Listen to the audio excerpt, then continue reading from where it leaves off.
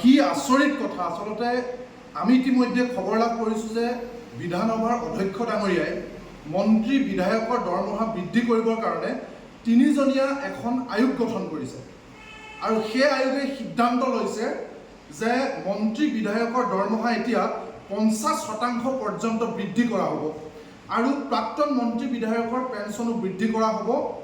এই সময়ছোৱাত আমি এটা কথা ক'ব বিচাৰিছোঁ যে যি সময়ত এগৰাকী চৰকাৰী চাকৰিয়ালে গোটেই জীৱন চাকৰি কৰাৰ পাছত নতুন পেঞ্চন নীতি অনুসৰি তেওঁক পেঞ্চন প্ৰদান কৰা নহ'ব আৰু এদিন বা এবেলাৰ কাৰণে যদি কোনো মানুহে মন্ত্ৰী বিধায়ক হয় তেতিয়াহ'লে তেওঁ গোটেই জীৱনটো পেঞ্চন লাভ কৰিব।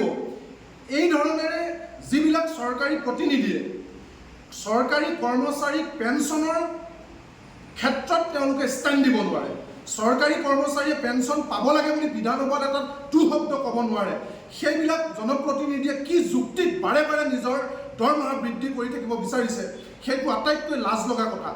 দ্বিতীয় কথা হৈছে এই সময়ছোৱাত আমি সকলোৱে জানো যে চৰকাৰখন দেউলীয়া, লাখ কোটি টকা ধাৰ লৈছে চৰকাৰে আৰু বাটে পথে এতিয়া কৰৰ সন্ত্ৰাস, গাড়ী ৰখাই খেদি খেদি ট্ৰেক্টৰক টেক্স লোৱা, প্ৰতিটো বস্তুৰ অত্যাৱশ্যকীয় মূল্য বৃদ্ধি, যাৰ কাৰণে সাধাৰণ মানুহ জুৰুলা হৈছে।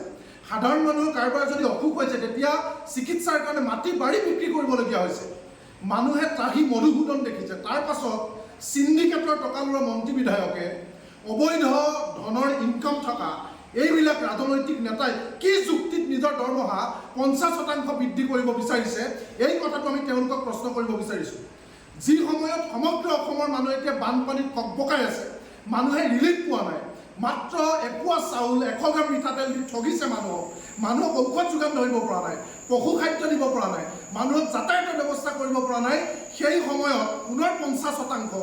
ৰাইজ এবাৰ ভাবক, আজিৰ দিনটোত এগৰাকী বিধায়কৰ দৰমহা 1,70,000, সকলো মিলাই প্ৰায় 2 লাখ টকা দৰমহা আৰু 50% হ'লে 3 লাখতকৈ অধিক দৰমহা পাব।